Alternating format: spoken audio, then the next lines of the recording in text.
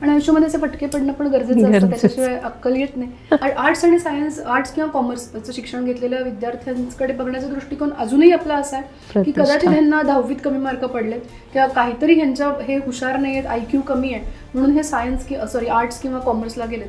वास्तविक पाहता परिस्थिती तशी नाही आहे. नॅशनल एज्युकेशन पॉलिसी बनवली, जुन्या ज्या आपल्या शिक्षण पद्धतीच्या संकल्पना होत्या त्या बऱ्यापैकी मोडीत काढत अतिशय लिबरल एज्युकेशन आणि मुलांना वाव मिळेल, होलिस्टिक एज्युकेशन करतील अशा प्रकारची ती नॅशनल एज्युकेशन पॉलिसी. पण it will take time. Confusion, पालक स्वतः कन्फ्युज्ड असतात आणि मुलांना कन्फ्यूज करतात. महिला नेतृत्व असलं पाहिजे किंवा शिक्षणानं माणूस घडतो असं आपण बऱ्याचदा म्हणतो. याचं प्रत्यक्ष उदाहरण आज campusdekho.ai या प्लॅटफॉर्मवर आहे. डॉक्टर निवेदिता एकबोटे या campusdekho.ai या प्लॅटफॉर्मवर आलेत, ज्या प्रोग्रेसिव्ह एज्युकेशन सोसायटीच्या डेप्युटी डायरेक्टर आहेत आणि त्याशिवाय भाजपच्या त्या युवा मोर्चाच्या महाराष्ट्र प्रदेश उपाध्यक्ष आहेत. मी डॉक्टर एकबोटे यांचं इथे स्वागत करते. नमस्कार. आपण असं एज्युकेशनबद्दल विषय बोलत होतो. आत्ता खरं तर एज्युकेशन आणि परीक्षा, ॲडमिशन ही सगळी प्रोसेस आता सुरू झाली आहे. मुलांमध्ये चर्चा आहे, मुलांमध्ये खूप सारं कन्फ्युजन आहे. तर तुम्ही या काळात पालकांना काय सुचवता की एक संस्था तुम्ही चालवत असता आणि तुम्ही प्राध्यापक म्हणूनही काम केलेलं आहे, तर अशा काळात तुम्हाला पालकांच्या भूमिकेतून काय वाटतं की काय सुचवाल तुम्ही त्यांना? आम्ही KG to PhD असं एक एज्युकेशन चालवतो. प्रोग्रेसिव्ह एज्युकेशन सोसायटीची तुम्ही म्हणाल्याप्रमाणे मी डेप्युटी सेक्रेटरी म्हणून काम करते आणि प्रोग्रेसिव्ह एज्युकेशन सोसायटीमध्ये साधारण बालवाडीपासून ते PhD सेंटर्सपर्यंत आमच्याकडे सर्व प्रकारचं शिक्षण दिलं जातं. मला असं वाटतं की आता सगळ्याच ॲडमिशन्सचा काळ चालू आहे. शाळा तर सुरू झाल्यात ऑलरेडी आणि शाळांचा तर आपल्याला माहिती आहे की साधारण एवढा प्रॉब्लेम येत नाही, मात्र हायर एज्युकेशनमध्ये बराच प्रॉब्लेम आपल्याला दिसतो. आणि हायर एज्युकेशनमध्ये ॲडमिशन घेताना किंवा 11वी पासूनची आपण जी प्रोसेस म्हणतो तिथे पालकांची इन्व्हॉल्वमेंट थोडीफार असते. आणि पालकांची इन्व्हॉल्वमेंट असताना आम्ही त्यांना नेहमी एवढाच सल्ला देतो की पहिले आपल्या मुलाला काय करायचं आहे हे थोडंफार डिसिजन घेऊन तुम्ही या. कारण बरेचदा आमच्याकडे असे पालक येतात की कधी BScला ॲडमिशन घेत आहेत, काही लोक इंजिनिअरिंगला पण ॲडमिशन घेऊन ठेवत आहेत, काही लोक कॅपला अप्लाय केलं आहे, काही लोक BScला ॲडमिशन घेऊन फिजिओथेरपीला पण अप्लाय केलं आहे. मग अशा विविध कन्फ्युजनमध्ये काही पेरेंट्स दिसतात. मॅक्सिमम प्रमाण हे तुम्हाला सायन्स फॅकल्टीमध्ये जाणाऱ्या लोकांचं आढळेल. साहजिकच आहे, तिथे ॲव्हेन्यूज खूप आहे आणि त्यामुळे त्यांना नेहमी असं वाटतं की आमच्या मुलांनी हे करावं का ते करावं. आजकाल असं झालं की इंजिनिअरिंग कॉलेजेस खूप मोठ्या प्रमाणावर वाढली आहेत. तुम्हाला दिसेल की समाजामध्ये इंटेक खूप वाढला आहे कॉलेजेस. त्यामुळे बऱ्याच मुलांना असं वाटतं की 50% वरती एलिजिबिलिटी आहे, मग आपण इंजिनियरच व्हावं. किंवा पालकांमध्ये पण एक सोशल स्टिग्मा आहे की आपल्या मुलांनी इंजिनियर व्हायला पाहिजे. त्या सोशल प्रेशर खाली पण बरेच लोक इंजिनिअरिंगला ॲडमिशन घेताना आम्हाला दिसतात. त्याच्यातही आम्ही कन्फ्युजन खूप वेळा क्लिअर करण्याचा प्रयत्न करतो की जर मार्क कमी असतील आणि कन्सिस्टंटली आपला मुलगा थोडासा 55 ते 70% दरम्यान राहत असेल, 70 तरी चांगले मार्क आहेत, पण थोडे जर 60च्या खाली असतील तर आपण इंजिनिअरिंगला शक्यतो मुलांना जाऊ नये. कारण पुढे मग त्यांचं, कारण इंजिनिअरिंग हे थोडंसं टफर आहे बाकीच्या कोर्सेसपेक्षा सायन्समधल्या, तर मग आम्ही तसे सल्ले देतो. बरेच लोक प्लेन BScला जायच्या ऐवजी आम्हाला आजकाल असं सांगायला लागलं की स्किल्ड कोर्सेस मुलांसाठी आम्हाला हवेत. कन्फ्युजन नक्कीच आहे मॅम मार्केटमध्ये म्हणण्यापेक्षा या शिक्षणाच्या क्षेत्रामध्ये सध्या ॲव्हेन्यूज खूप वाढलेत. जितके जास्त चॉईसेस आहेत तितकं आपलं कन्फ्युजन होतं. आपणही मार्केटमध्ये गेलो की 10 प्रकारचे कपडे दिसले की आपणही कन्फ्युज होतो, हा घेऊ का तो घेऊ. तसंच आजकाल पेरेंट्समध्ये पण झालंय साधारण की आपल्याला आपण बघतो की पेरेंट्स आम्हाला म्हणतात की आम्हाला BSc करू का, फिजिओथेरपी करू का, आर्किटेक्चर करू का, फार्मसी करू. मग आम्ही त्यांच्या मुलांशी चर्चा करतो, त्यांना समजावून काउन्सिलिंग केलं. हा फार मोठा एक भाग आहे कुठल्याही कॉलेजमध्ये. इनफॅक्ट मी तर म्हणतो तो आत्मा आहे. आणि मुलं जेव्हा फर्स्ट इयरला तुमच्याकडे ॲडमिशन घेऊन येतात तेव्हा ते खूप करिअरच्या एका फार मोठ्या ॲस्पिरेशननी तुमच्याकडे आलेली असतात. त्यामुळे काउन्सिलिंग करणं हा कॉलेजचा फार मोठा एक भाग आहे. फक्त ॲडमिशन घेऊन आला की फर्स्ट इयरला मुलगा त्याला शिकवणं आणि नंतर तो पास होईपर्यंत त्याच्याकडे लक्ष देणं हे कॉलेजचं काम नाही आहे. राईट फ्रॉम द बिगिनिंग त्यांचं काउन्सिलिंग करणं गरजेचं आहे.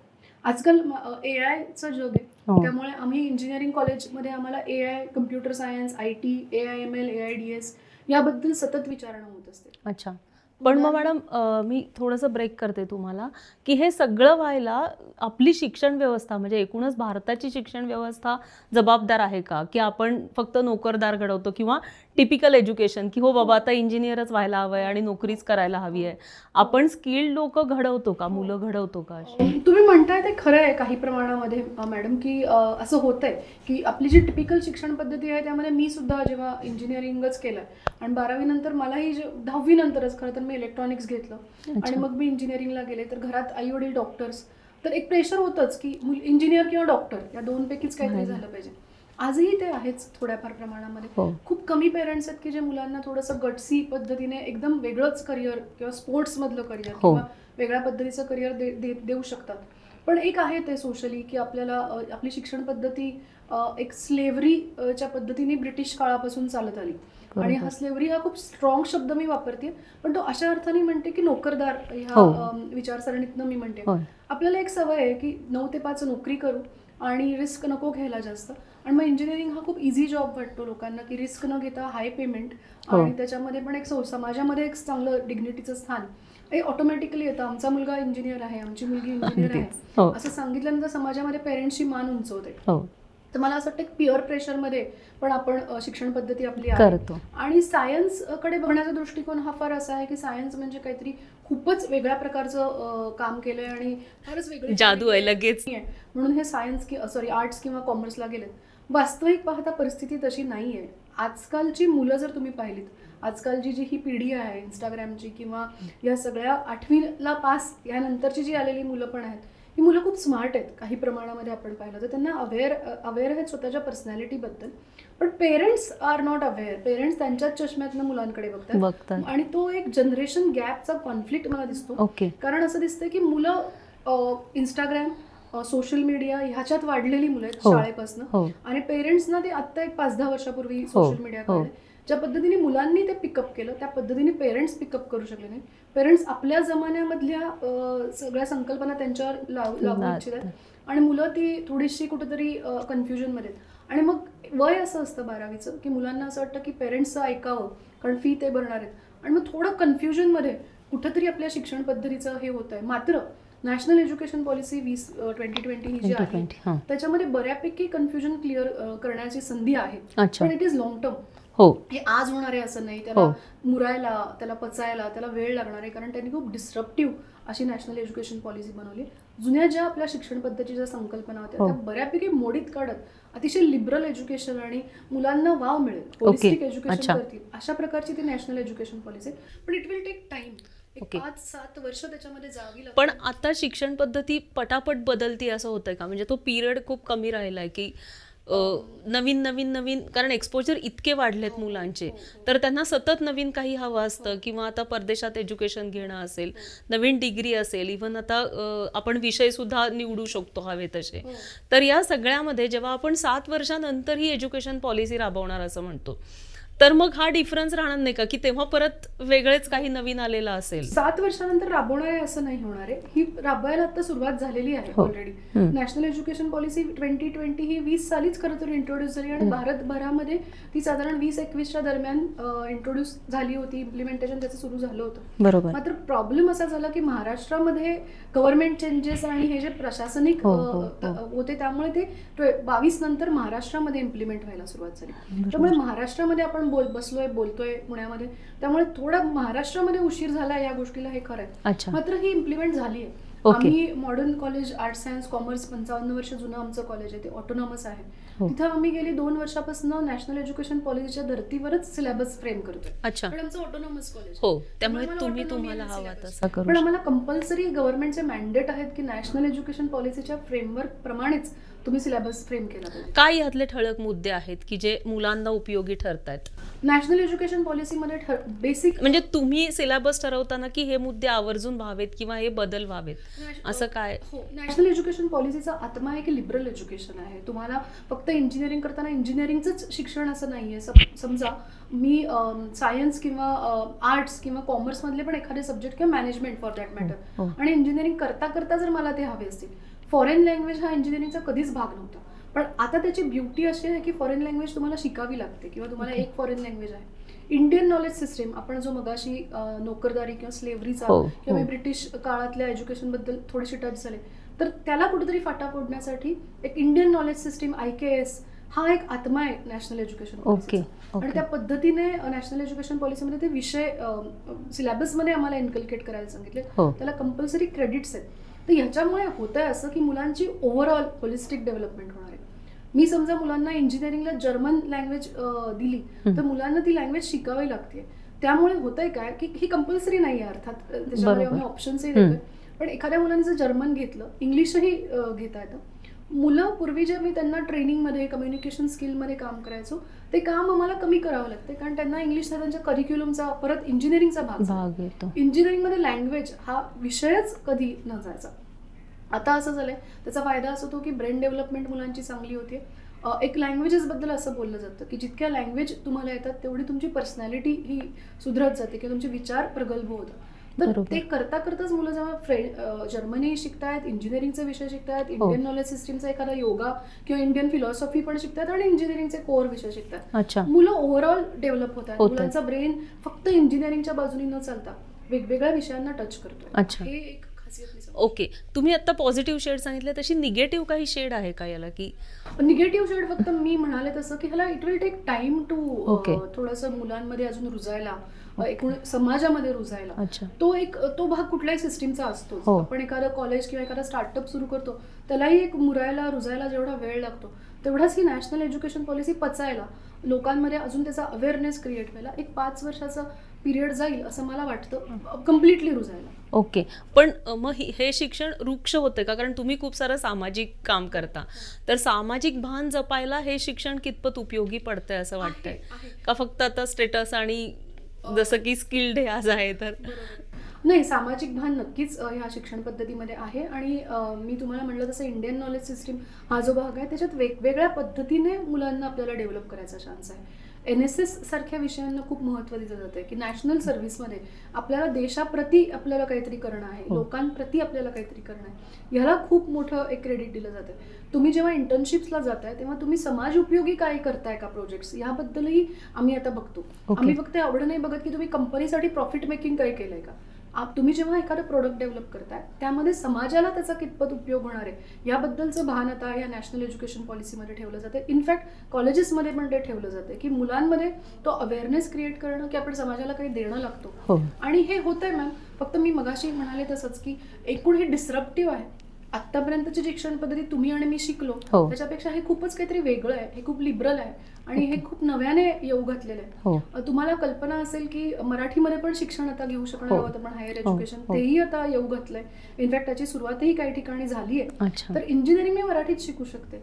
मी आता तुमच्याशी मध्येच इंग्लिश बोलतेय, मध्येच मराठी शब्द वापरते, त्या पद्धतीचंच शिक्षण आहे. त्या पद्धतीने तुम्हाला पेपर लिहिता येणार आहे. त्यामुळे खूप आनंदाची गोष्ट आहे की मुलं आपल्या मातृभाषेमध्ये शिकते. कंडक्टर समजा आपण म्हणतो त्याला कंडक्टरला कंडक्टरच म्हणायचंय, त्याला काही मराठी शब्द वापरायचा नाही. आयसी जेव्हा बोलतो आम्ही तेव्हा आयसी हे तसंच वापरायचं. फक्त लिहिताना आपण जसं एकमेकांशी कम्युनिकेट करतोय त्या पद्धतीने करायचंय, मुलांना पटकन कळेल. पण जागतिक स्पर्धा आपण करत असताना याचा तोटा नाही का होणार? नाही, नक्कीच नाही होणार, कारण मी मराठी मीडियम मध्ये शिकली आहे, तुम्ही सुद्धा मला असं वाटतं मराठीमध्ये आपल्याला तोटा झाला नाही मॅडम, कारण आपण त्याच्यावर काम केलं आणि ज्यांना जिथं गरज पडते तिथं माणूस त्या पद्धतीचं नॉलेज अक्वायर करतोच. ह्या पद्धतीने काय होतंय की जेव्हा मी मातृभाषेमध्ये शिकते एखादा विषय तेव्हा मला तो सोपा आणि सुलभ होतो. मला इंग्लिशचं प्रेशर येत नाही. निम्म्या वेळा आपलं असं होतं की मी जेव्हा इलेक्ट्रॉनिक डिव्हायसेस असा विषय शिकतेय तेव्हा मला निम्म्या वेळ तर ते लँग्वेजचा इश्यू येतो की मला इंग्लिश समजणार आहे का नाही, मग मला ते इंग्लिशचं प्रेशर यायचं. मग मी क्लासरूममध्ये जाऊन परीक्षा जेव्हा देते तेव्हा ते इंग्लिश लिहिणं ह्या निम्म्या प्रेशरमध्ये मुलांचे 50% कॉन्फिडन्स तिथंच जायचं. आता असं आहे की मला कळलंय, मला ते माझ्या भाषेत एक्सप्रेस करता येणार आहे, त्यामुळे मुलांचा कॉन्फिडन्स वाढतोय आणि त्यांना त्यांच्या भाषेत उत्तरं लिहिता येतात. त्यामुळे त्यांना कॉन्फिडन्स वाढल्यामुळे साहजिकच परफॉर्म चांगलं करतात. साहजिक आहे की तुम्हाला कुठल्या मल्टीनॅशनल कंपनीमध्ये जायचं असेल तुम्हाला इंग्लिश तुमचं चांगलं पाहिजे आणि त्यावरती एज्युकेशन सिस्टीम नक्कीच काम करते. तुम्ही एक आता संस्थाही चालवता इंजिनिअरिंगमध्ये, आणि तर आता खूप सारे कॉलेजेस संस्था अशा तयार व्हायला लागले. त्याच्यामध्येच मी म्हणेन की स्पर्धा सुरू झाली आहे आणि मग कुणाचे कॅम्पस इंटरव्ह्यू जास्त आहेत, कुणाकडे कंपन्या चांगल्या येतात आणि याच्यामध्ये मग गोंधळ नाही का होत? कारण हे लोक आता की इंग्लिश शिका किंवा वेगळ्या लँग्वेज शिका आणि मग कॅम्पसमध्ये चांगल्या कंपनीज येतील आणि मग त्यांना की त्या कॉलेजचं रेप्युटेशन वाढेल. तर हे संस्था चालवताना तुम्हाला अडचणीचं वाटत नाहीये का? अडचणीचं नाही वाटत. In fact competition is always welcome. मला असं वाटतं की त्यामुळे काय होतंय की आमच्याकडे सुद्धा एखाद्या कॉलेजमध्ये चांगल्या कंपनी येत असेल आणि तिकडे चांगली प्लेसमेंट होत असेल आणि जर मुलांची ती डिमांड असेल तर इनफॅक्ट आम्हालाही आवडेल की ती कंपनी आपल्याकडे यावी. मग ती येत का नाहीये यावरती काम करून अजून इम्प्रूव्हमेंट करता येते. In fact there is scope for improvement always. आणि कुठलीही सिस्टीम परफेक्ट नसते, त्यामुळे तुम्हाला कुठलंही म्हणजे अगदी IITsना सुद्धा इम्प्रूव्हमेंटसाठी स्कोप आहे. त्यामुळे आपल्या कॉलेजेसमध्ये जर हेल्दी कॉम्पिटिशनने असं जर होत असेल की कॅम्पसमध्ये जास्त कंपन्या एका कॅम्पसमध्ये आल्या आणि मग तुमच्याकडे का येत नाही, तर इट इज ऑलवेज नाईस की त्यांच्याकडे का आल्या त्याचा अभ्यास करून तुमच्याकडे त्या बोलवाव्यात याबद्दलचं तुम्ही इम्प्रूव्ह करता आणि तुमचाही क्लास त्यामुळे वाढतो. आणि मुलांचं मॅम ते वय आहे, त्यांना ती इन्सिक्युरिटी वाटणं हे त्यांचं वय आहे आणि आमचं तेच काम आहे की मुलांची इन्सिक्युरिटी आम्ही कशी घालवू. त्यामुळे मला असं वाटतं की गोंधळ नाही होत. तुम्ही ज्या पद्धतीने त्याच्याकडे बघता त्या पद्धतीने तुम्ही त्याच्यावर काम करू शकता. आपण मॉडर्नमध्ये अशा काही योजना राबवतो किंवा काही आहे का की थोडं एलॅबरेट करू? हां, नाही म्हणजे मॉडर्न किंवा प्रोग्रेस एकूणच एज्युकेशन सोसायटीमध्ये अशा काही गोष्टी होतात की नवीन डेव्हलपमेंट होईल किंवा कॅम्पस इंटरव्ह्यूसाठी किंवा वेगवेगळ्या कंपन्या, कारण बरेच इंजिनिअरिंग कॉलेज आता असे करतात की ते काही इंटर्नशिप किंवा इतर कंपन्यांशी टायअप करतात, तर असं आपण काही करतो? 100% आम्हाला करणंच भाग आहे. ओव्हरऑल सिलेबसपेक्षा पलीकडचा तुम्हाला मुलांना स्किल्स देणंच आहे आणि त्याच्यातनंच मुलं प्लेस होणार आहेत तुमची आणि त्यातनंच एम्प्लॉयबिलिटी वाढणार आहे. अल्टिमेटली प्रोफेशनल कॉलेजेसमध्ये ऍडमिशन मुलं का घेतात किंवा प्रोफेशनल कोर्सेसला, इंजिनिअरिंग असो, फार्मसी असो, MBA असो, तर त्यांना पुढच्या जॉबची शाश्वती आणि एम्प्लॉयबिलिटी साठी ते इथं येतात.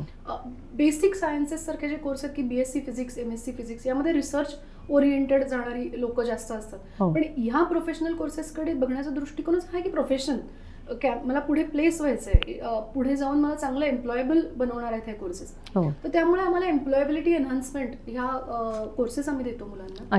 मी MBAचं एक छोटंसं उदाहरण देईन तुम्हाला की एक्सेल हा सिलेबसचा पार्ट पूर्वी नव्हता, तेव्हा आम्ही काही एक्सेलचे कोर्सेस मुलांना द्यायला सुरुवात केली. त्याच्यामुळे आम्हाला कंपनीचा हा फीडबॅक होता की मुलांना अजून एक्सेलमध्ये स्ट्रॉंग बनवा. एक्सेल हा खूप एक टेक्निकल विषय हा MBA फायनान्स झालेल्या मुलांसाठी. HR मध्ये आम्हाला HR अॅनालिटिक्स बद्दल खूप वेळा बोललं जायचं. मग मी HR अॅनालिटिक्स हा करिक्युलमचा ओव्हर अँड अबोव भाग म्हणून मुलांना कोर्स दिला. तो कोर्स आमचा एक साधारण 21 दिवसाचा चालायचा, काही वेळा आम्ही तो 42 दिवसापर्यंत केला. तर त्याच्यामुळे आमची मुलं स्किल्ड झाली. हा सिलेबसचा पार्ट नव्हता, मात्र आम्ही ओव्हर अँड अबोव मुलांना दिला जेणेकरून मुलं मार्केटच्या कॉम्पिटिशनमध्ये टिकून राहावीत. अच्छा, मुलांनी स्किल डेव्हलप करण्यासाठी काय करायला हवंय आता? या मुलं स्किल डेव्हलप करतायत ऑटोमॅटिकली आणि मुलं जास्त मला वाटतं जास्त स्मार्ट आहेत आजकालची. जेव्हा आपण बघतो ही पिढीच खूप स्मार्ट आहे.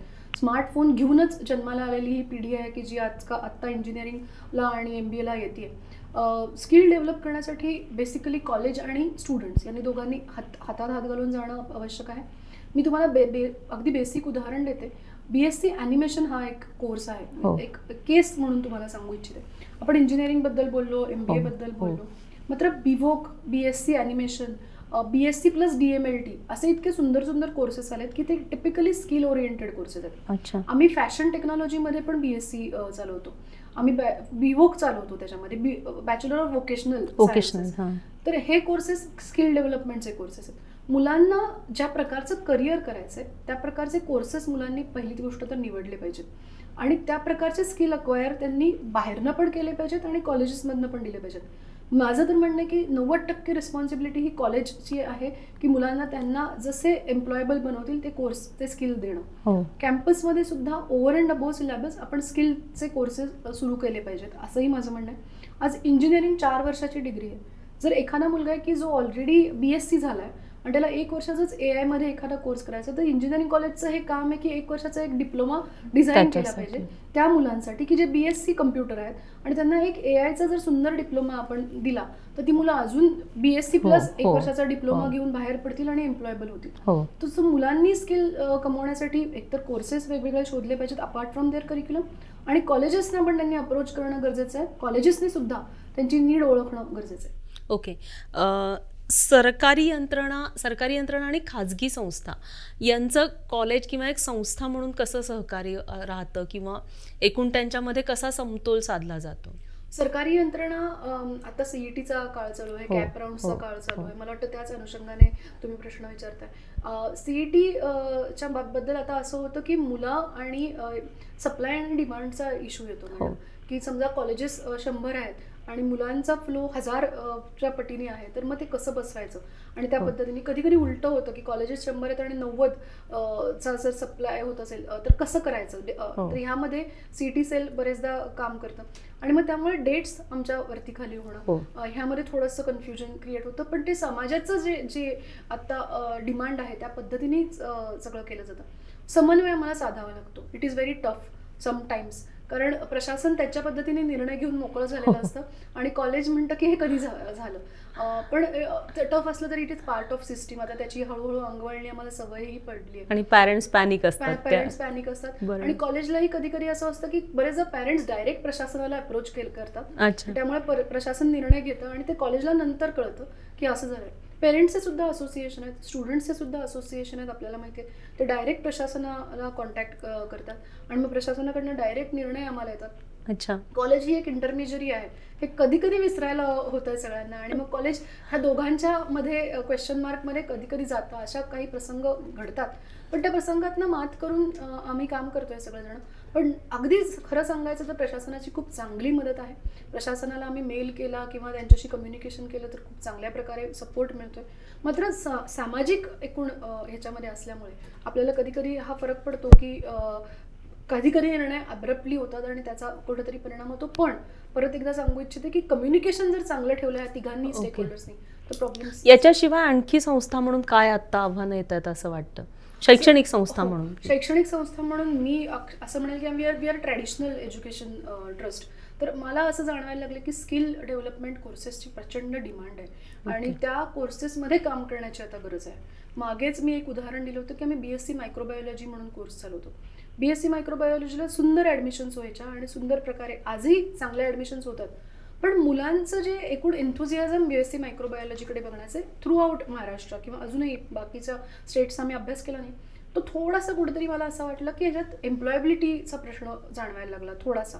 मग तेव्हा आम्ही विचार केला की ह्याच्यात जर DMLT जे पॅथॉलॉजिस्ट असतात जे आपले ब्लड चेक करायला येतात मुलं, त्यांचा तो DMLTचा कोर्स आहे, तो जर कंबाईन केला BSc मायक्रोबायोलॉजी बरोबर तर त्यांना जॉबही मिळेल, त्यांचं BSc पण होईल आणि DMLT पण होईल. तर अशा प्रकारचे कोर्सेस दिलेत तर पुढे जाऊन खूप चांगला स्कोप आहे.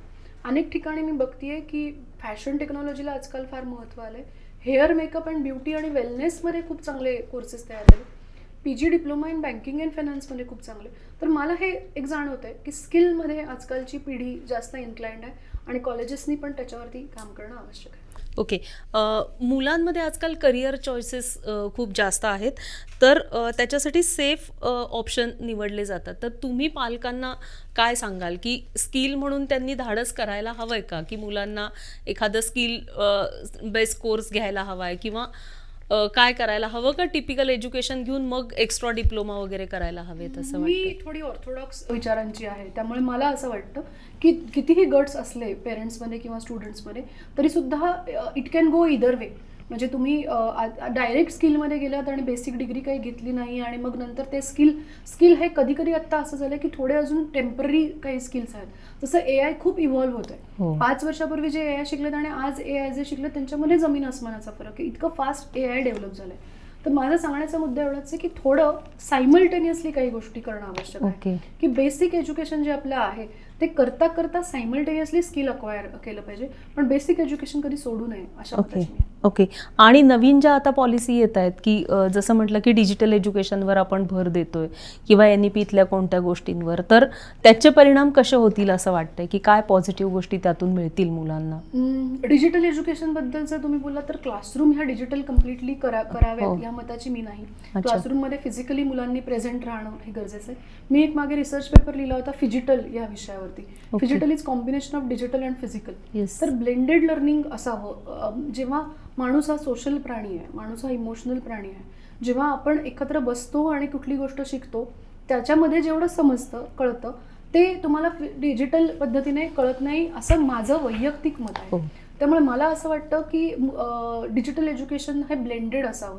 त्यामध्ये कम्प्लीट डिजिटल 100% डिजिटल ह्याबद्दल मी कधीही अप्रूव्ह करणार नाही वैयक्तिक लेवलला. हे माझं वैयक्तिक मत झालं. त्याचं कारण असं की कोविडमध्ये जेव्हा मी एक प्राध्यापिका आहे, मी MBA मार्केटिंगला शिकवते, जेव्हा कोविडच्या दरम्यान आम्ही क्लासेस घ्यायचो तेव्हा जेव्हा मी झूमवरती मुलांना शिकवायचे तेव्हा मला खूप वेळा असं जाणवलं की मुलं अटेंटिव्ह नाही आहेत किंवा मुलं अटेंटिव्ह आहेत का नाही हे मला लक्षात येत नाही आहे. समजा 60 मुलं एका स्क्रीनमध्ये मी दिसते, मी प्रत्येकाचा चेहरा बघू शकत नाही. हेच क्लासरूममध्ये मी प्रत्येक मुलाचा चेहरा बघू शकायचे आणि त्यामुळे मला इतका आनंद मिळायचा. आणि खरा शिक्षक असतो, मी असं म्हणणार नाही की मी खूप खरा शिक्षक आहे, पण मला वर्गामध्ये जेव्हा मी मुलांना ॲक्च्युली फिजिकली शिकवते तेव्हा अंगावर एक काटा येतो. आणि ते जे फिलिंग आहे ना शिक्षकाचं, ते डिजिटल एज्युकेशन कधीही करू शकणार नाही. पुढचं जग डिजिटल नक्कीच आहे, आपल्याला त्याला रिप्लेस करता येणं पण शक्य नाही. आता आपण we can't go back to physical era, पण ब्लेंडेड लर्निंग हे आपलं फ्युचर असेल असं मला वाटतं. आणि त्यातच माणसाची डेव्हलपमेंट, एक माणूस म्हणून स्टुडंट जो आहे त्याची डेव्हलपमेंट ही ब्लेंडेड लर्निंगमधनं होऊ शकते. अच्छा, याच्याबरोबर आता वेगवेगळ्या स्कॉलरशिप्स शासन देत असतं, तर त्याच्याबद्दल कितपत अवेअरनेस आहे असं तुम्हाला जाणवतं?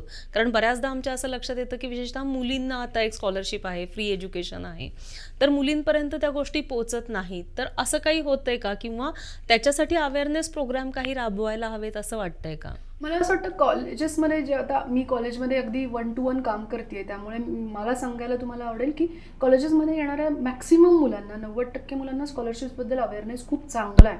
इनफॅक्ट जिथं जिथं स्कॉलरशिप्स चांगल्या प्रकारे दिल्या जात आहेत हे त्यांना कळतंय की इथे स्कॉलरशिपचं 100% काम होतं आहे. अशाच कॉलेजेसमध्ये मुलांचा ओढा पण आहे.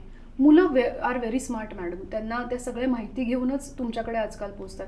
पण तुम्ही म्हणताय खरं, काही कमी अधिक प्रमाणामध्ये अवेअरनेस कमी असतो, तिथे काम करण्याची गरज आहे. शासन म्हणून शासनाने सुद्धा तो अवेअरनेस विविध मार्गातनं, मीडियामधनं, प्रिंट मीडिया असेल, सोशल मीडिया असेल किंवा आपलं TV चॅनल्स असेल, या माध्यमातून मुलांपर्यंत पोहोचवणं गरजेचं आहे. कॉलेजेसमध्ये पण बाहेर समजा तुम्ही माहिती लावली विविध स्कॉलरशिपची तर मुलांना ती माहिती कळते. एक चांगला बॅनर करून जर पेरेंट्सपर्यंत पोहोचलं तर पेरेंट्स तुमच्याकडे ॲडमिशनला येतात, तेव्हाच त्यांना प्रत्येक प्रकारच्या स्कॉलरशिप्स कळू शकतात.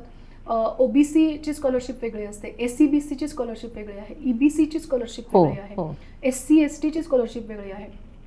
मुलींच्या तुम्ही फ्री एज्युकेशनबद्दल आत्ता माझ्याशी बोलला, ती स्कॉलरशिप आत्ता नव्याने येऊ घातली आहे आणि इट इज व्हेरी वंडरफुल. म्हणजे मी एक मुलगी म्हणून तुम्हाला सांगते की संस्थाचालक म्हणून आम्हाला थोडासा त्याचा फटका बसला की आमच्याकडे मुलींची फी येत नाही आणि आम्हाला स्कॉलरशिपसाठी वाट बघावी लागते. त्यामुळे आम्हाला जे आम्ही जे सेल्फ फायनान्स्ड कॉलेजचा होता त्याला थोडासा कुठेतरी त्रासही झाला. आम्ही ते शिक्षण मंत्र्यांसमोर मांडलं सुद्धा. पण सामाजिक आणि एक राजकीय काम करणारी एक मुलगी म्हणून मी तुम्हाला सांगते, it has done wonders to female community. मी एक एक्सपिरियन्स फक्त 1 मिनिटात सांगू इच्छिते मुलींच्या स्कॉलरशिपबद्दल आलेला. ह्या सरकारचं सर्वात मोठं काम आहे की मुलींना फ्री स्कॉलरशिप ट्युशन फीमध्ये देणं. एक मावळच्या भागामध्ये एका इंजिनिअरिंग कॉलेजमध्ये मी गेले होते आणि मी काही माझ्या राजकीय असाइनमेंटसाठी तिथे गेले होते. माझ्यासमोर एक खूप चुणचुणीत मुलगी बसली होती आणि ती मला उत्तरं देत होती आमच्या ह्याच्यामध्ये. काही मी तिला क्वेश्चन्स विचारत होते, राजकीय पद्धतीचा तो थोडासा कार्यक्रम होता. आणि नंतर ती मुलगी माझ्यापाशी आली आणि ती मला म्हणाली की ताई, मला तुमच्याशी असं सांगायचं आहे की मी आमच्या घरातली पहिली इंजिनियर होणारी मुलगी आहे. म्हणलं मुलगी का, म्हणजे दादा? ती म्हणली नाही, आमच्या घरातली पहिली इंजिनियर होणारी व्यक्ती आहे मी. मला अजून आश्चर्य वाटलं. म्हणलं का बरं असं? ती म्हणाली आमच्या आत्तापर्यंत, मी अशा भागातनं येते, ग्रामीण भागातनं, की आमच्याकडे शिक्षण हा विषयच नव्हता, मुलींच्या बाबतीत तर नाहीच नाही. कारण आमच्याकडे कितीही नाही म्हणलं तरी सामाजिक एक लग्नाची जी आपली पद्धत आहे त्यामध्ये असं आहे की आपण, हुंडा हा शब्द इलिगल असला तरी वेगवेगळ्या प्रकारे मुलींच्या लग्नावरती खर्च करावा लागतो आणि त्या पेरेंट्सना ते प्रेशर असतं. आणि ते कुठल्याही शहरी भागात पण आहे, ग्रामीण भागातही आहे. आणि ते लग्नाचा खर्च वाचवण्यासाठी शिक्षण कमी घेऊन तुम्ही लग्नावरती ते पैसे खर्च करणं हे एक पिअर प्रेशर, एक सामाजिक प्रतिष्ठेचं मानलं जातं. आणि त्यामुळे जर 1 लाख रुपये इंजिनिअरिंगची ओपन कॅटेगरीची जी फी असेल इंटू 4 वर्ष म्हणजे 4 लाख रुपये, कुठलाही एक ग्रामीण भागातला व्यक्ती लग्नासाठी बाजूला काढून ठेवेल का शिक्षणासाठी बाजूला काढून ठेवेल? मुलींना फ्री शिक्षण असल्यामुळे अशा मुली ज्या खूप डिझर्विंग होत्या त्या मुली शिक्षणात आल्या, नुसत्या शिक्षणात नाही तर इंजिनिअरिंगसारख्या शिक्षणात आल्या, त्यांची स्कॉलरशिप गव्हर्नमेंट देते आणि त्या मुलींच्या चेहऱ्यावरचा आनंद मी तुम्हाला सांगू शकत नव्हते. कुठेतरी 12वी होऊन थोडे 18 वर्षाची झाल्यानंतर कुठेतरी लग्न केलं असतं आणि मग घरात कुठेतरी आपल्या हाऊसवाईफ म्हणून, हाऊसवाईफ हे काम कमी नाही आहे पण त्या मुलीच्या काहीतरी इच्छा आकांक्षा दबल्या गेल्या असत्या. त्यात ती मुलगी इंजिनिअरिंगला आली आहे. आज higher pool of talent availability पण समाजाला मिळणार आहे की तुम्हाला ग्रामीण भागातल्या अशा मुली मिळतील की ज्या कधी काळी तुमच्याकडे नव्हत्याच. कितीतरी मुली अशा असतील की ज्या ह्या कदाचित मुलींच्या स्कॉलरशिप नव्हती, त्यामुळे मुलींच्या लग्नावरती खर्च करू आणि शिक्षणावरती नको अशा मानसिकतेतनं आईवडिलांनी त्यांना शिक्षण करू दिलं नाही. आणि अशा मुली आज केवळ मुलींना स्कॉलरशिप आहे म्हणून शिक्षण पद्धतीमध्ये आले, तर ह्या पद्धतीचे अनुभव सुद्धा मला आले. ओके. डॉक्टर निवेदिता इंजिनियर झाल्या, मग MBA झाल्या, 2 वेळेला MBA केलं, सोशल सायन्समध्ये तुम्ही डिग्री घेतली. हे सगळं ठरवून वेगवेगळ्या पद्धतीचं शिक्षण घेतलं की घडत गेलं? आणि याला जोडून दुसरा प्रश्न की तुम्हाला शिकवायला जास्त आवडतं की शिकायला? खूप चांगला प्रश्न विचारलात. मी इंजिनिअरिंगला जायचं कारण असं की मी 10वीत इलेक्ट्रॉनिक्स घेतलं व्होकेशनल, त्यामुळे साहजिकच होतं की मी बायोलॉजी नसलं घेतल्या कारणाने मला इंजिनिअरिंगला जाणं होतं. दुसरं माझे आई वडील डॉक्टर्स, वडील डॉक्टर, आई झूलॉजीची प्रोफेसर होती, दोघंही बायोलॉजी साईडचे होते. आणि त्यांचं बघून मला असं वाटायचं की मला यांच्या वाटेला जायचं नाही आणि त्यामुळे आपण इंजिनियर व्हावं, म्हणून मी 10वीनंतरच 11वी-12वीत व्होकेशनल घेतलं. त्यामुळे मी इंजिनियर होणं थोडंसं ओघाने आलंच होतं. MBA करताना मी MBA फायनान्समध्ये केलं पहिल्यांदा. आपण कन्फ्युज्ड असतो, जसं आत्ताचे पेरेंट्स आणि स्टुडंट्स कन्फ्युज होतात, तसं माझ्या स्टुडंट एजमध्ये मी कन्फ्यूज होते. आणि तेव्हा मला असं वाटायचं की मी नक्की काय करू. मी इंजिनियर आहे, इलेक्ट्रॉनिक्स टेलिकम्युनिकेशनमध्ये आहे, मार्कही चांगले मिळालेत, पुढे MBA कशात करायचं. माझ्याकडे थोडी HR चे किंवा लिडरशिपचे स्किल्स होते, कारण मी इंजिनिअरिंगला असताना एक इव्हेंट सुरू केला आमच्या कॅम्पसमध्ये, ज्याचं नाव एम्पल्स म्हणून आम्ही दिलं आणि त्याचे चीफ कोऑर्डिनेटर होते. ओके. तेव्हा मला असं वाटायचं की आपल्याकडे HRचा एक चांगला गुण आहे, तर आपण MBA HR करावं का. पण इलेक्ट्रॉनिक्समधलं BE आहे, मग एक MBA HR, मग टिपिकल HRचा जॉब मिळेल का, मग ते मला नको वाटायचं. तर मग मी एका मेंटरकडे गेले, त्यांनी मला सांगितलं की तू फायनान्स घे. ओके. आणि मी फायनान्सकडे गेले. मुळात मला चांगले मार्क तर मिळाले, पण मुळात माझं इन्क्लिनेशन कधीच फायनान्सकडे राहिलं नाही. मी MBA फायनान्स केलं आणि नंतर माझ्या लक्षात आलं की आपल्याला हे आवडत नाही आहे, हे दिस इज नॉट माय पॅशन. माझी पॅशन होती मार्केटिंग. म्हणजे बघा की मी HR होऊ असा विचार करणारी मुलगी फायनान्स केलं आणि नंतर लक्षात आलं की आपल्याला तर मार्केटिंग करायला हवं होतं. मग मी परत ड्युएल MBA मार्केटिंगमध्ये केलं आणि ते करता करता माझ्या लक्षात आलं की मी एज्युकेशनमध्ये आले होते, तोपर्यंत मी असिस्टंट प्रोफेसर झाले होते आणि मग ओघानेच आम्हाला PhD करणं हा आमच्या करिअरचा एक भाग होता. मला अशी लोकं भेटली टप्प्यामध्ये की ते म्हणायचे तुला रिसर्च करायचं आहे का PhD करायचं आहे. तर माझ्या डोक्यामध्ये होतं रिसर्च म्हणजेच PhD. त्यांनी सांगितलं की आपल्या एज्युकेशन सिस्टीममध्ये PhD हा एक डिग्री म्हणून बघितलं जाते आणि रिसर्चकडे वेगळा दृष्टिकोन. हा एक एज्युकेशन सिस्टम प्राध्यापक झाल्यानंतर करणं गरजेचं आहे. पण अशा पद्धतीने खरं PhD कडे बघून 5 वर्षाची सुंदर अपॉर्च्युनिटी असते रिसर्च बिल्ड करायला, सगळं समजून घेण्यासाठी. 5 वर्ष हा खूप मोठा काळ असतो. मी PhD केली आणि नंतर माझ्या लक्षात आलं मार्केटिंग शिकवता मार्केटिंगच्या ह्या मेजॉरिटी कॉन्सेप्ट्स ह्या सायकोलॉजी, इकॉनॉमिक्स आणि सोशोलॉजीतून येतात. म्हणून मी MA सोशोलॉजी केलं कोविडच्या आधी आणि त्यानंतर PhD अर्थात माझं झालं. तर हे सगळं करत असताना आपोआप घडत गेलेल्या गोष्टी आणि माझी पर्सनॅलिटी थोडीशी बंडखोर असल्यामुळे कदाचित मी वेगवेगळ्या ॲव्हेन्यूज कायम शोधत असायचे आणि कधी शांत बसता आलं नाही, त्यामुळे वेगवेगळ्या प्रकारचं शिक्षण घेतलं. या बंडखोरीचा राजकारणात फायदा होतोय का? तिथे फायदा नाही, नुकसान होतं कधी कधी. तिथे थोडंसं बंडखोरी कंट्रोल करावी लागते स्वतःची, कारण हे पेशन्सचा विषय आहे. राजकारण हा संयम ठेवण्याचा विषय आहे आणि जितका पेशन्स तुमच्याकडे असेल, संयम तुमच्याकडे असेल, तितकं राजकारणामध्ये तुम्ही चांगल्या पद्धतीने काम करू शकता असं आता मला वाटायला लागलं. पण राजकारण आणि शिक्षकी पेशा या दोन्हीचा एकमेकाचा या अनुभवाचा फायदा होतो का दोन्ही क्षेत्रात? म्हणजे इकडचा तिकडे, तिकडचा इकडे, का तोटाच जास्त होतो? तोटा तर होत नाहीये, मात्र म्युच्युअली एक्सक्लुझिव्ह आहेत. म्हणजे A असेल शिक्षण तर Z आहे राजकारण. सांगण्याचा मुद्दा असा की तुमच्या शिक्षणाचा, तुमच्या एथिकल व्हॅल्यूजचा नक्की राजकारणात तुम्हाला वापर होतो. मात्र तुम्ही शिक्षकी पेशाने जर राजकारणाकडे बघायला लागलं तर राजकारण हे समाजाचं एक रिप्रेझेंटेशन करणारं एक फील्ड आहे. तिथे तुम्हाला समाजातल्या सगळ्या व्यक्तींशी बोलायचं आहे. तिथे फक्त शिक्षकी अँगलनी बघत बसलो तर कदाचित मी वेगवेगळे पैलू समजून घेऊ शकणार नाही. अनेक अशा गोष्टी आहेत की समजा हातगाडीवाल्यांचे काही प्रश्न आहेत किंवा त्या प्रकारचे काही प्रश्न आहेत की घरकाम करणाऱ्या महिलांचे प्रश्न आहेत, ते मी जर शिक्षकी पद्धतीने बघायला गेले तर ते कदाचित मला कळणार नाही. पण मी प्रशासनाच्या पॉईंट ऑफ व्ह्यूने ते बघायला गेले आणि मग त्यांना जर मदत केली तर ते वेगळ्या पद्धतीने सॉल्व्ह होऊ शकतात. तर तुमचा फारचा शिक्षकी जो ब्लेझर असतो तो कधी कधी तुम्हाला काढून ठेवावा लागतो आणि वेगळ्या पद्धतीने राजकारणाकडे बघावं लागतं. एक फायदा मला झाला राजकारणाचा की मी शिक्षण क्षेत्राकडे पण खूप प्रगल्भतेने बघायला लागले. इनफॅक्ट मला राजकारणाचा उलटा फायदा झाला असं म्हणेल की एक झापड लावलेलं कधी कधी आपलं व्यक्तिमत्व होऊन जातं, कारण आमचं शिक्षण क्षेत्र एवढंच काम असतं. राजकारणामुळे माझी व्हिजन ब्रॉड झाली, मला अनेक गोष्टी कळाल्या, अनेक ठिकाणी तुम्ही ग्राउंडेड येता, सामाजिक भान तुम्हाला कळतं, त्याचा फायदा तुमच्या पर्सनॅलिटीला नक्कीच होतो. अच्छा, तुमचा स्वभाव बंडखोर आहेत असं म्हणालात, तर इंजिनिअरिंगमध्ये असताना आईवडिलांचं एक थोडं बर्डन की याच संस्थेत आहे आणि असं कधी राहिलं का की अरे इथे बंडखोरी नाही करता येणार किंवा नाही दंगा करता येणार, नाही, तर तिथे फार सिन्सिअर निवेदिता दिसत होती का सगळ्यांना? नाही, राहिलं मला, कारण मूळ स्वभाव जात नाही माणसाचा. मी किती कंट्रोल केलं तरी मी मस्तीखोर होतेच. आणि त्यामुळे असं व्हायचं की बरेचदा मी काय गडबड केली की घरी जाऊन कळलेलं असायचं आणि तुम्हाला बाबा विचारायचे, काल तू जरा नव्हतीच लेक्चरला 2-3 वगैरे, आणि मी बंक केलेले असायचे लेक्चर्स. ते व्हायचं. आणि बरेचदा मी जेव्हा परीक्षेला जायचे वायवाला वगैरे, तेव्हा कोणीतरी सांगितलेलं असायचं की ही अशी आहे. त्याचं वर्णनही यायचं, त्याचा कधी कधी त्रासही व्हायचा. पण it is part and parcel of life, कारण तुम्ही आहात आता त्या प्रकारच्या, त्यामुळे तुम्हाला ते हळूहळू अंगवळणी पडतं. पण त्याचा ते एक मजा म्हणून आता जेव्हा मी मागे वळून बघते तेव्हा इट वॉज फन की वेगळ्या पद्धतीने. पण एक होतं की एका मोठ्या ची मुलगी म्हणून तुमच्याकडे बघायला लागतात, तेव्हा तुम्हाला स्वतःला डबल प्रूव्ह करावं लागतं की मी त्यांची मुलगी आहेच, पण माझंही काहीतरी ओळख आहे. आणि ते सांगायला, लोकांना प्रूव्ह करायला मला जरा जास्तच काम करावं लागतं.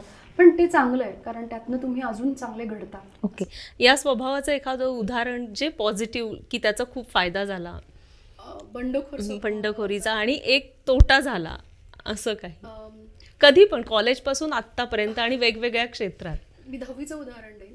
मी शाळेत असताना 1ली ते 4थी पहिला किंवा दुसरा नंबर यायचा. 5वीत गेले तेव्हा मला लक्षात यायला लागलं की बाबा माझे चेअरमन झाले होते संस्थेचे, आणि मलाच काहीच माहीत नाही, 9-10 वर्षाची मी मुलगी असेल. आणि मला त्यानंतर शाळेत असे लोक चिडवायला लागले की ही चेअरमनची मुलगी आहे, ही चेअरमनची मुलगी आहे. तर मला काही ते आवडेना आणि पटेना, आणि मला लक्षात येत नव्हतं, कारण मी अगदीच लहान होते की माझे वडील चेअरमन आहेत म्हणजे कोण आहेत.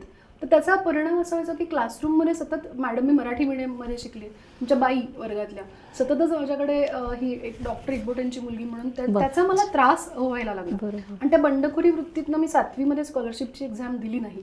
मी त्यांना म्हणलं की मी काही स्कॉलरशिपची एक्झाम देणार नाही, मला टॉर्चर केल्यासारखं वाटतंय. मी बॅडमिंटन खेळायचे, तर मी बॅडमिंटन आणि स्कॉलरशिपची एक्झाम एकाच दिवशी आली. मी दोन्हीही केलं नाही ह्या स्वभावामुळे. आणि नंतर जात असताना 8वी 9वी 10वीमध्येही हा स्वभाव कॅरी फॉरवर्ड केला. आणि मग थोडंसं अभ्यासाकडे त्या स्वभावामुळे दुर्लक्ष झालं. मी तोटा जास्त एक्सप्लेन करू इच्छिते. आणि त्यामुळे लक्षात असं आलं की 10वीत मला कमी मार्क पडले. जी मुलगी सतत कन्सिस्टंटली चांगलं परफॉर्म करत होती, subconsciously you know that you are brilliant, पण कुठलं तरी एक नाही करणार जा, किंवा मी माझ्या पद्धतीने वागणार, ह्या ॲटिट्यूडचं नुकसान असं झालं की 10वीत कमी मार्क पडले. 10वीत कमी मार्क पडले, मात्र आईवडिलांना कुठेतरी माहिती होतं की ही चुकली आहे. माझं मलाही रिअलाईज होत होतं, पण ते मान्य करायला मी तयार नव्हते, कारण अर्थातच मी बंडखोर होते. आणि केवळ एक वशिल्यामुळे एक ॲडमिशन मिळाली, कारण मला एक चान्स हवा होता प्रूव्ह करायला स्वतःचा. आणि त्यामुळे मी 10वी नंतर स्कॉलरशिप बॅचला गेले आणि व्होकेशनल घेतलं, आणि इलेक्ट्रॉनिक्सला ॲडमिशन घेतली. व्होकेशनलला मेरिटमध्ये येणारी मुलं माझ्याबरोबर असायची, पण कम्प्युटर आणि इलेक्ट्रॉनिक्सला त्या काळामध्ये बोर्ड होतं माझ्या वेळेस, आणि बोर्डात आलेले माझे सगळे मित्रमैत्रिणी होते. आणि मी मार्क खोटे सांगायचे लोकांना, कारण मला लाज वाटायची की मी कुठल्या तरी एखाद्या रेफरन्सने किंवा मॅनेजमेंट कोटातनं ॲडमिशन घेतली. आणि ते जे मला टोचलं त्या काळामध्ये की मी अभ्यास नाही करणार जा, ह्याचा परिणाम इथपर्यंत आला आहे.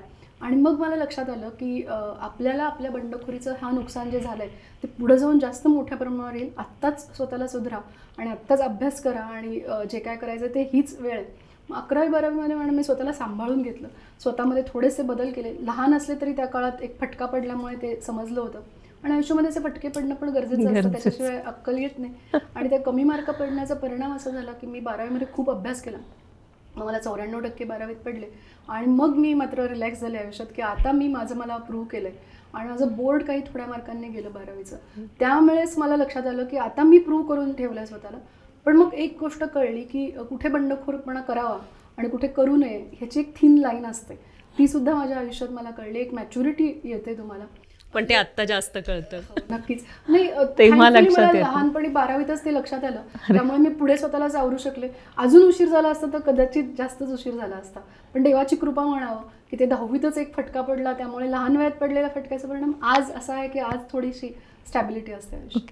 एक तरुण मुलगी आज तुमच्या समोर जर आली तर तुम्ही खूप सारं सामाजिक कामे केले, कोरोना काळातही तुम्ही अन्नदान आणि या सगळ्या गोष्टी करत होतात, तर तुमच्याकडे बघताना तिनं कुठल्याही गोष्ट तुमच्याकडून घ्यावी, की राजकारणात तुम्ही आता करत आहात, तुम्ही प्राध्यापक म्हणून केलं आणि तुम्ही सामाजिक कामे करत असता? मला असं वाटतं की मी एक स्वतःबद्दल एक चांगली गोष्ट सांगू शकते, ते स्वतःचं कौतुक खरं करू नये. पण जरी अगदीच विचारलं तर मी स्वतःकडे बघताना एकच बघते की खरोखर प्रामाणिक पद्धतीने जर कष्ट करत राहिले तर अडचणी येतात. मला तर सतत, मी तुम्हाला मगाशी म्हणलं तसं, मला सतत प्रूव्ह करावं लागलं स्वतःला, संस्थेतही प्रूव्ह करावं लागलं, समाजातही, कारण एक नाव घेऊन मी समाजासमोर जाते तेव्हा त्या पद्धतीने, विशिष्ट पद्धतीने तुमच्याकडे बघितलं जातं. त्यामुळे संघर्ष करावा, आणि संघर्ष हा खूप चांगला आहे. संघर्षाने तुमची पर्सनॅलिटी बनते. आणि एथिकल काम, आणि सर्वात मुलींसाठी मी असं म्हणेल की संयम बाळगून काम जर केलं तर खूप फ्युचर आहे, आणि पुढे येणारं जग हे मला वाटतं मुलींचं आहे सगळं. ओके. 5 वर्षानंतर निवेदिता एकबोटे कुठे असतील असं वाटतंय, म्हणजे काय करत असतील? 5 वर्षानंतर मी माझ्या एका गोलप्रमाणे असं ठरवलं आहे की एक शिक्षण क्षेत्रामध्ये खरोखर काहीतरी व्हॅल्यू मी कॉन्ट्रीब्यूट करू शकले पाहिजे. 5 वर्षानंतर असं आहे की जे संस्था आत्ता मी सांभाळते तिथे माझ्या अस्तित्वाने, माझ्या असण्याने काहीतरी खूप चांगलं कार्य घडलं पाहिजे. काही कोर्सेस असे आले पाहिजेत की जेणेकरून खूप मुलं त्या स्किल कोर्सेसमधनं शिकले पाहिजेत. नव्याने इनोव्हेटिव्ह कोर्सेस सुरू करण्याची माझी खूप इच्छा आहे. ओके. आणि मी फक्त त्याला जोडून घेते, कारण तुम्ही उत्तर सांगितलं म्हणून, की 5 वर्षानंतर प्रोग्रेसिव्ह एज्युकेशन सोसायटी कुठे असेल? कारण आजकाल प्रायव्हेट युनिव्हर्सिटी आणि या गोष्टी खूप साऱ्या चाललेल्या आहेत, आणि आपली संस्था एक नामांकित संस्था आहे खूप पूर्वीपासून तर या दोन्ही गोष्टी कुठे बघता तुम्ही? त्या कुठे? आम्ही, आमचे chairman doctor Gajanan Ekbote sir यांच्या हे 30 वर्षाहून अधिक काळ संस्थेचे चेअरमन आहेत. ते शिक्षण महर्षी राहिले गेले. त्यांनी युनिव्हर्सिटीमध्ये अनेक पदं भूषवली आहेत. मॅनेजमेंट काउन्सिल असो, MUHSचे प्रो व्हाईस चान्सलर राहिले होते. सरांचं असं म्हणणं आहे की प्रायव्हेट एज्युकेशन, प्रायव्हेट युनिव्हर्सिटीच्या ह्याच्यात जाताना स्कॉलरशिप्स हा विषय राहत नाही. आणि मग अनेक मास तुमच्याकडे जे मुलं येत आहेत आत्ता, ही लोअर मिडल क्लास, ही मुलं तुमच्याकडे कुठल्या पद्धतीने येतील? कारण त्यांना स्कॉलरशिप्स नाही मिळणार आहेत, ज्या स्कॉलरशिप्स आत्ता आम्हाला सरकारच्या मिळत आहेत त्या. प्रायव्हेट युनिव्हर्सिटीच्या बिलमध्ये थोडंसं अजून काही सुधार झाला तर आम्ही प्रायव्हेट युनिव्हर्सिटीकडे जाऊ. पण सध्या तरी प्रोग्रेसिव्ह एज्युकेशन सोसायटीची युनिव्हर्सिटी बनवण्याकडे पावलं नक्कीच आहेत. प्रायव्हेट युनिव्हर्सिटी नाही, क्लस्टर असो, डीम्ड असो, ह्यामध्ये आम्ही विचार विमर्श चाललाय आमचा. कदाचित 5 वर्षामध्ये या 3 पैकी एका कुठल्या तरी पद्धतीने आम्ही युनिव्हर्सिटी झालेलो असू असं मला वाटतं. ओके. काही प्रश्न आपण आता थोडक्यात असे घेऊयात. तुम्ही इतर वेळी, म्हणजे जेव्हा तुमचं राजकारणाचं काम चालू असतं किंवा एज्युकेशनमधलं, त्या व्यतिरिक्त तुम्ही काय करत असतं? म्हणजे दिवसभराचं रुटीनमध्ये काय असतं की जे खास करायला तुम्हाला आवडतं? मला खरं तर विश्वास बसणार नाही, पण मला प्रचंड स्वयंपाक करायला आवडतो. आणि मला खूपच प्रमाणामध्ये, मी जर ह्या क्षेत्रात नसलं कदाचित मी हॉटेल लाईनमध्ये आणि शेफ किंवा हॉटेल मॅनेजमेंटचा काहीतरी कोर्स केला असता. तर माझ्यासाठी ते एक विरंगुळा असतो. मी एक, तुम्ही शब्द ऐकला असेल शॉपोहोलिक, जसं शॉपोहोलिक असतो, तर ते एक माझ्यासाठी खूप मोठं हे आहे की मी जाते, मी शॉप करते, मी विंडो शॉपिंग पण करते, पण माझ्यासाठी ते एक ब्रेनसाठी रिलॅक्सेशन असतं. आणि प्रचंड गाणी ऐकायला आवडतात. इंस्टाग्रामवरती पडीक असते कधी कधी जेव्हा वेळ मिळतो तेव्हा, आणि बाकीचे स्टेटसलाही तुमच्या बऱ्याचदा चांगली, त्यामुळे ते एक आवड आहे गाण्यांची. आणि या 3 प्रकारच्या गोष्टींमध्ये स्वतःला व्यस्त करून घेते. पण सध्या काम वाढल्यामुळे थोडा वेळ कमी मिळतो. मात्र वेब सिरीज आणि सिनेमे बघणं सुद्धा मला प्रचंड आवडतं. तुम्ही चित्रपट क्षेत्राशी सुद्धा संबंधित आहात. कोरोना काळात तुम्ही तर ते क्षेत्र कितपत? खूप चांगलं क्षेत्र आहे. ऍक्सिडेंटली मी त्याच्यात गेले पण आता तिकडे जाण्याचा विचार आहे? जाईन, नक्कीच जाईन. एखादी चांगली अपॉर्च्युनिटी आली ज्याच्यामध्ये समाजाला चांगला एखादा मेसेज देणारा जर सिनेमा असेल. मला खूप असं वाटतं की स्वदेशसारखा काहीतरी सिनेमा करावा मराठीमध्ये. आणि मला स्वदेश, मी प्रचंड मोठी शाहरुख खानची फॅन आहे. म्हणजे मी एकदा IIM मध्ये सुद्धा आम्हाला सांगितलं होतं इंट्रोड्यूस युअरसेल्फ आणि तुमच्यातली एक क्वालिटी सांगा. इंट्रोडक्शन तर द्याच गे, मी निवेदिता एकबोटे आणि XYZ, पण तुमच्यातली एक क्वालिटी सांगा. तर मला क्वालिटीच सापडली नाही. मी म्हणलं मी शाहरुख खानची डाय हार्ट फॅन आहे. तर इतक्या प्रमाणामध्ये मला शाहरुख खान आवडतो. आणि मग स्वदेशचा इम्पॅक्ट माझ्यावरती खूप झाला आहे. कारण स्वदेश ज्या पद्धतीने सिनेमा प्रेझेंट केला गेला तोही असाच आहे की ज्या विचारांना मी रिप्रेझेंट करते, की आपल्या देशामध्ये आपली गरज असताना आपण जेव्हा बाहेरच्यांची धुणी धुतोय किंवा बाहेरच्यांचे घर भरतोय, त्याच्यापेक्षा तुम्ही इथे या आणि इथे काम करा. आणि स्वदेशसारखा जो हिंदी सिनेमा उत्कृष्ट पद्धतीने तसा काही मराठी करता आला. आणि ग्रामीण भागातलं वास्तव आपण जर दाखवलं शहरी भागातल्या लोकांना आणि इन जनरल, तर ते मला करायला नक्की सिनेमाच्या क्षेत्रात. ओके. जो शिक्षण क्षेत्राशी संबंधित आहे असा एखादा तुमचा आवडता चित्रपट कुठला? शिक्षण क्षेत्राशी मला स्वदेशच वाटतो परत एकदा, कारण त्याच्यातही शिक्षण क्षेत्र खूप प्रमाणात आहे आणि त्याच्यातही तेच दाखवलं आहे की एका ग्रामीण भागातली एक शाळा चालवायची आहे त्या मुलीला आणि त्यासाठी तिला शहरात जॉब असून सुद्धा ती जात नाही आहे, कारण तिला तिथे डिफरन्स क्रिएट करायचा आहे. तर तोच मला असं वाटतं. शिक्षक म्हणून तुमचा अविस्मरणीय क्षण कुठला होता? मी स्टॅटिस्टिक्स पण शिकवते, बिझनेस स्टॅटिस्टिक्स मुलांना.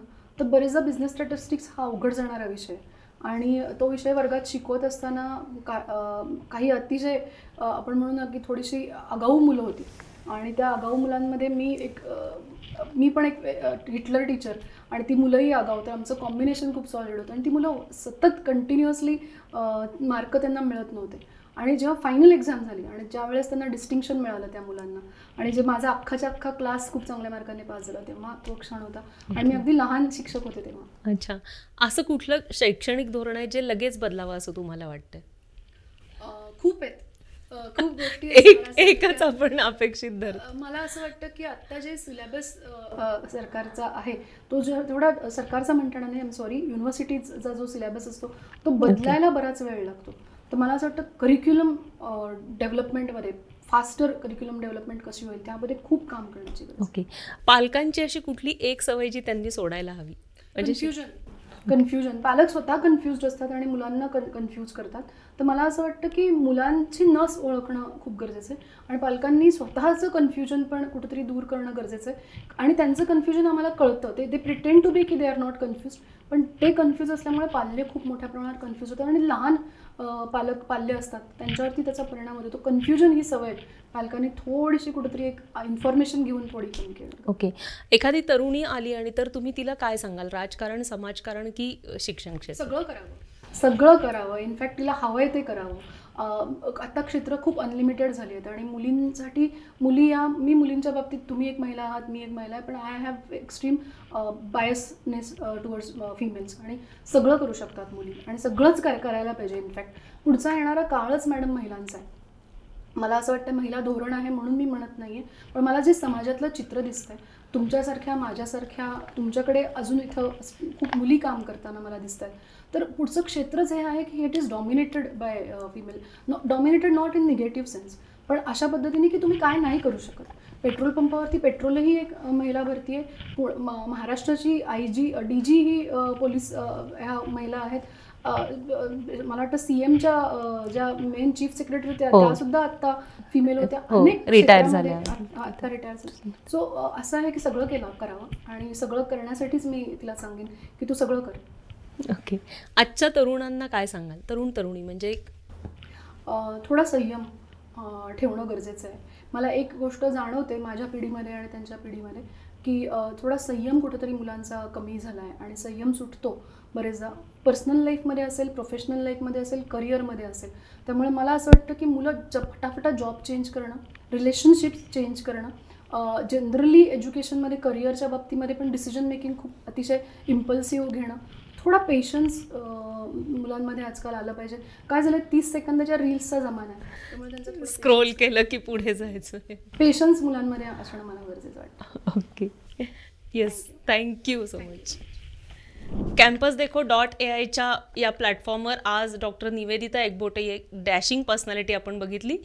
हा व्हिडिओ तुम्ही सगळ्यांनाच शेअर करा आणि तुम्हाला याच्यामधून कळेल की करिअर कसं करायला हवं आहे, मुलींनी करिअर कसं करायला हवं आहे आणि त्याच्याबरोबर एज्युकेशनलचेही काही विषय आज आपण इथे डिस्कस केलेत. तुमचे असे काही प्रश्न असतील तुमच्या मनातले किंवा अशा काही विषयांवर तुम्हाला माहिती हवी असेल तर कॅम्पस देखो AIच्या वेगवेगळ्या सोशल मीडियाच्या प्लॅटफॉर्मला तुम्ही फॉलो करा, सबस्क्राईब करा आणि असेच वेगवेगळे गेस्ट घेऊन आम्ही या प्लॅटफॉर्मवर नेहमी भेटत राहू. थँक्यू.